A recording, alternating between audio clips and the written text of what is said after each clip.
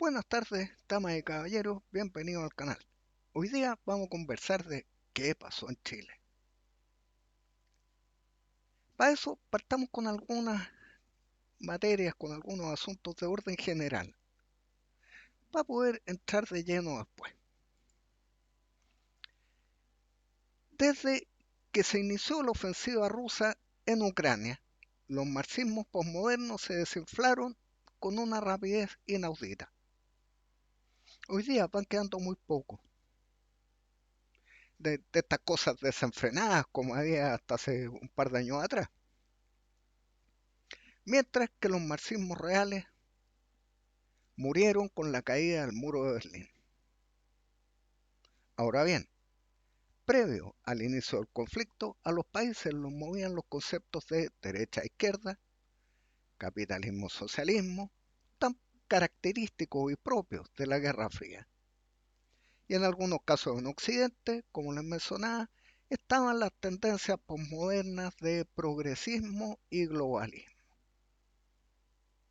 Hoy, por su parte, a los países los mueven sus intereses políticos particulares, grupales, regionales y continentales, aspectos éticos y morales, geopolíticos, materias religiosas y culturales, y motivos históricos, tribales y nacionalistas, entre otras causas que motivaban antiguamente los conflictos internacionales previos a la Guerra Fría.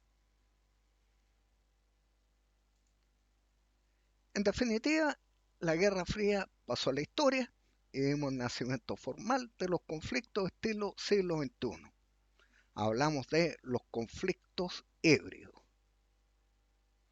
Este tipo de conflictos incorpora aspectos de guerra convencional, hablamos de policía y fuerzas armadas, y eso lo combina con elementos irregulares o asimétricos, como el uso de fuerzas especiales, de migrantes para generar inestabilidad, de milicias y proxy tipo Wagner, Hezbollah, ISIS, Suma y sigue. Se realizan coordinaciones para infiltrar el crimen organizado en terceros países. Se realizan acciones de inteligencia estratégica. Se utiliza en forma indiscriminada tecnologías de la información y redes sociales para propaganda y noticias falsas o fake news. Se realizan ataques cibernéticos. Y en algunas guerras en particular, como en el caso de Rusia-Ucrania, el uso indiscriminado de drones con explosivos o artillados. Lo mismo en el caso de Medio Oriente, entre otras capacidades que se han ido incorporando, ¿no es cierto? En definitiva, a los países hoy día,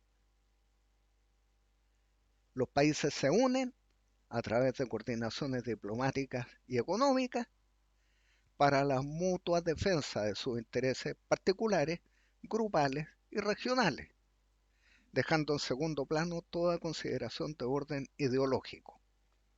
Aquí estamos hablando en términos eh, de realpolitik, muchachos, no de lo que a mí me gustaría, no de lo que dice Pepito o Juanito.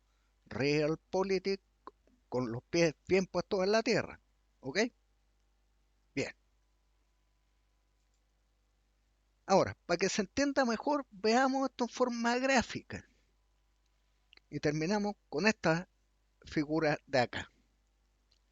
El común de la gente se queda con lo que está de la línea de flotación hacia arriba, lo que se ve del iceberg. Policías y fuerzas armadas regulares. Pero no considera el grueso del bloque de hielo, la parte irregular y o asimétrica. Y aquí, como les mencionaba, hablamos de los ciberataques, cambios legislativos, operaciones de manejo de información, milicias y proxy, operaciones de inestabilidad, operaciones de neutralización y terrorismo selectivo, procesos migratorios y acción diplomática y económica. Veamos ahora específicamente cómo se fueron dando las cosas en Chile. Porque hay mucha gente, muchachos, que está convencido que los males de nuestro país comenzaron con Bachelet. Pero no están así. Los males de nuestro país comenzaron antes.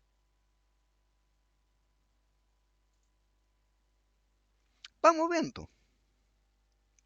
Desde que volvió la democracia a nuestro país en marzo del 90, la Concertación inició el lento pero progresivo desmantelamiento de la institucionalidad dejada por el gobierno de las Fuerzas Armadas y Carabineros de Chile. El primer paso fue terminar con la comunidad de inteligencia, haciendo que las instituciones de la defensa actuaran cada uno en su ámbito, la Fuerza Aérea en temas aéreos, el Ejército en temas terrestres, la Armada en temas navales, siempre mirando hacia afuera. ¿Ok? Mientras que Carabineros y la PDI solo podían hacer inteligencia policial interna. Punto. Situación que en definitiva se constituyó a poco andar en una falencia fuerte de información por falta de integración.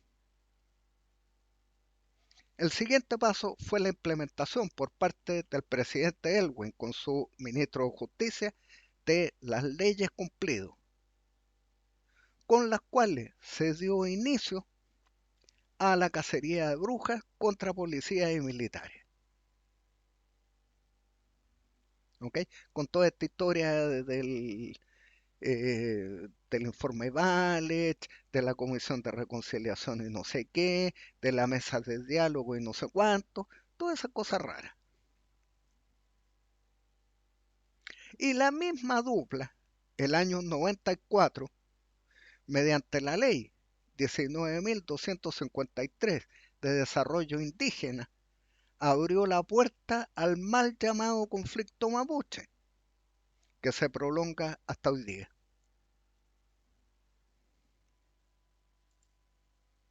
Entre tanto, el PC realizaba gestiones con las FARC para el entrenamiento guerrillero de comuneros de la CAM,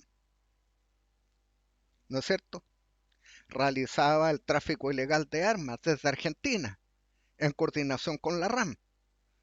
Me refiero a la internación de estos viejos fusiles FAL eh, que traen el timbre del ejército argentino. O sea, alguien en Argentina tiene que hacerse cargo de ese material que fue robado de algún arsenal militar y terminó acá en Chile en manos de gente de la CAM. Del mismo modo, estos mismos personajes distribuían parte de los equipos de los arsenales de Carrizal Bajo. Si ustedes se acuerdan de las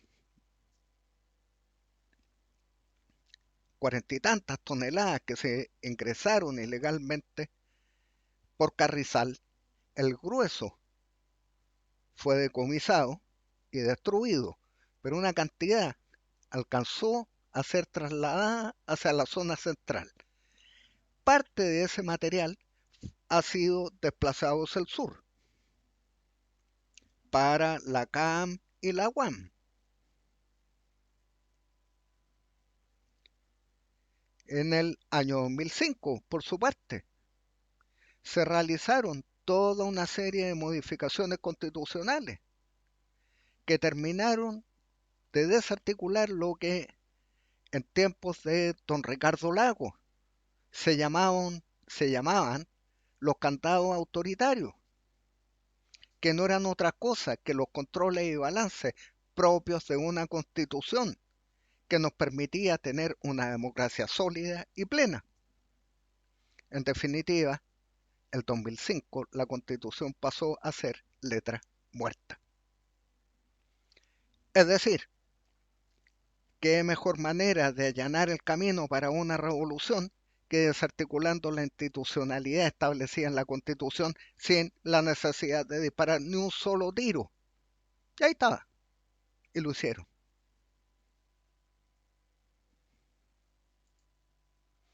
Entre tanto, en el primer gobierno de Bachelet, por medio de la ley 20.249, se crea la ley Lafkenche, relativa al espacio costero marino de los pueblos originarios. Situación que agrava el mal llamado conflicto mapuche.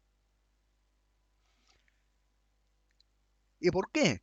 Porque establece áreas mediante las cuales las guerrillas realizan internación ilegal de armas y drogas por vía marítima.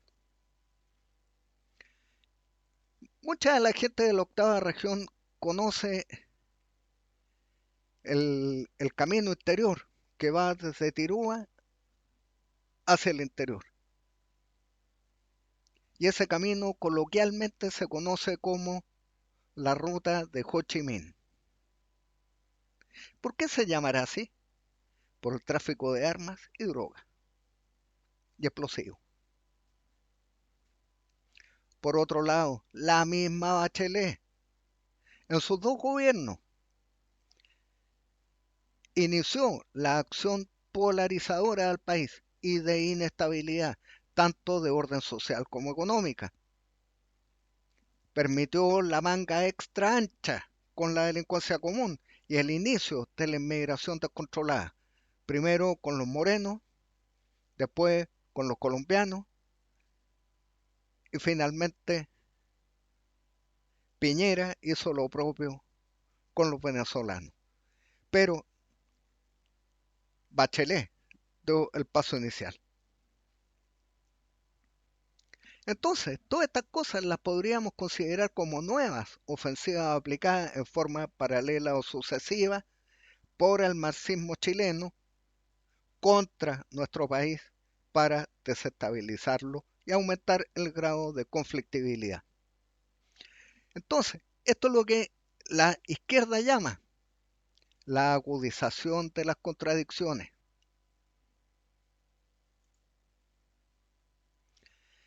Con ese escenario llegó Piñera a su segundo gobierno. De una u otra manera, todos nos dimos cuenta de qué era lo que estaba pasando en Chile desde el retorno a la democracia. Sin embargo, nada permitía presagiar que el 18 de octubre vendría la gran ofensiva o motín con toda su fuerza.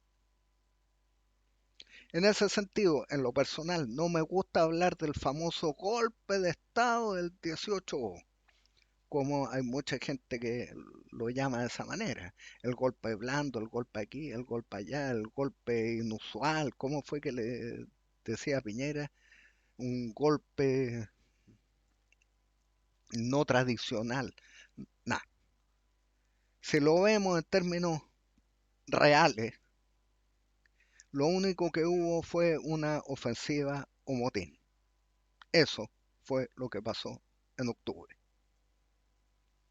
Y eso tiene que ver con el hecho evidente de que el conflicto híbrido había comenzado con las leyes cumplidas, la ley 19.253, la ley 20.200 y tanto, la ley Lafkenche, ¿no es cierto?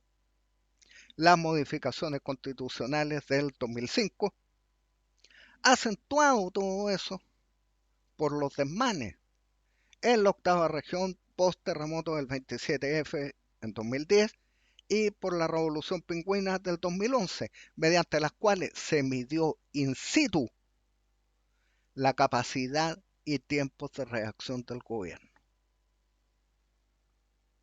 Los gobiernos de Chile se demoran tantos días, tantas horas, y este es su nivel de reacción frente a un eventual motín. Lo midieron al callo.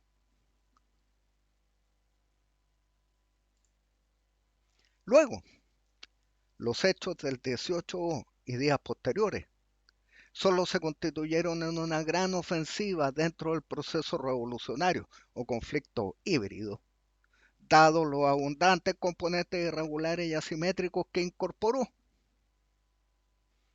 Entre tanto, al asumir el poder, Piñera tenía al Congreso y al Poder Judicial en contra. El PC y el Frente Amplio estaban más hiperventilados que nunca. La izquierda, ex Concertación, apoyaba a sus socios duros tratando de agarrar las migajas que le iban dejando en el camino. Las protestas en los liceos emblemáticos, con desmanes en la vía pública a un par de cuadras de la Moneda, eran el pan nuestro de cada día. El ministro de Educación de Piñera, ¿quién fue? Lavín. Fue absolutamente sobrepasado.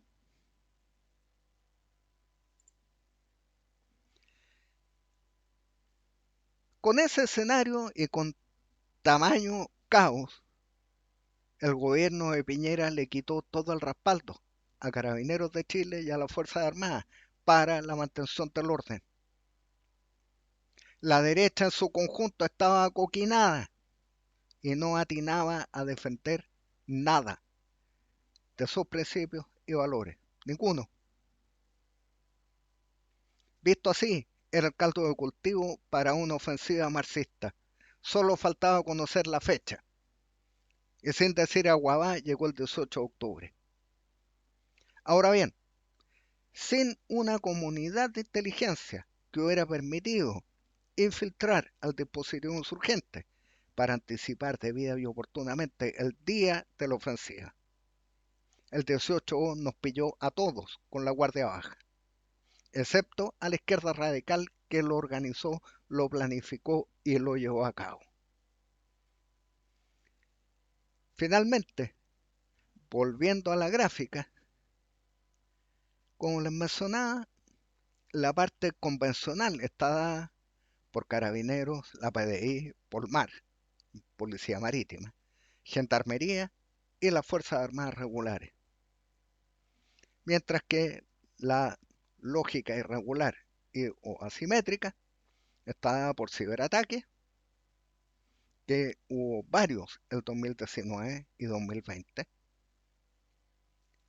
Cambios legislativos, ya vimos varios. Las leyes cumplidas,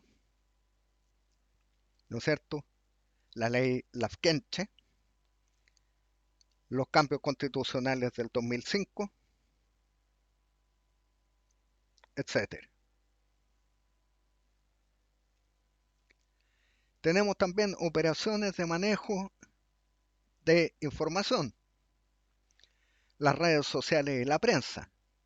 Inicialmente, 2019, las redes sociales estaban tapadas de marxistas, que se fueron desinflando muy rápidamente. Después la prensa apoyó mucho, como los surdeques fueron sacados de las redes, la prensa agarró mucha potencia en apoyo a la revolución. Tenemos por otro lado milicias y proxy, Hezbollah, Wagner, y ojo, Hezbollah y Wagner, no me refiero a que estén operando acá en Chile, no, no. Hezbollah y Wagner entrenaban a las bandas del crimen organizado en Venezuela. Sí, Hezbollah y Wagner. Las FARC entrenaron a los comuneros de la de la CAM. ¿Se fijan? Tenemos operaciones de inestabilidad dados por el SEBIN venezolano, la DGCIM venezolana, pero esta es la Dirección General de Contrainteligencia Militar, que en definitiva está controlada por el G2 cubano. También los que generaron inestabilidad, los orcos, financiados por el Partido Comunista con recursos provenientes de ONGs y de Venezuela y Cuba.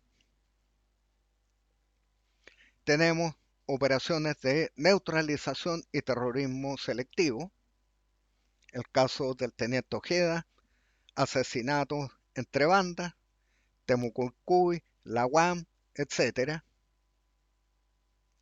Procesos migratorios, los morenos y los caribeños, y acciones diplomáticas y económicas. Veamos la cantidad de errores diplomáticos que ha cometido el gobierno actual. Y ni hablar de la componente económica. Hay gente que dice que estamos peor que en la UP en materia económica, y no, la verdad es que no. Al chancho le queda mucha grasa todavía. Pensemos que el, el índice de inflación que había en nuestro país al término de la unidad popular era del 600%. 600%. Hoy día todavía estamos en 2 dígitos. O sea, no hablemos de hiperinflación. No, no, estamos muy lejos de eso. No estamos para gritar viva Chile tampoco. Sí, efectivamente, pero estamos muy lejos de una hiperinflación. Como sea, muchachos, la cosa viene compleja. Si es que en este gobierno no vamos a sacar absolutamente nada, porque no les importa. Estos gallos están capeando la ola, están capeando el temporal hasta que termine su periodo. Pero si el próximo gobierno no se pone las pilas y ordena la componente irregular y asimétrica, vamos a estar en un problema grande y muy complejo. Bueno, estimados amigos, dejémoslo hasta acá. Muchas gracias y que tengan un excelente fin de semana. Nos vemos.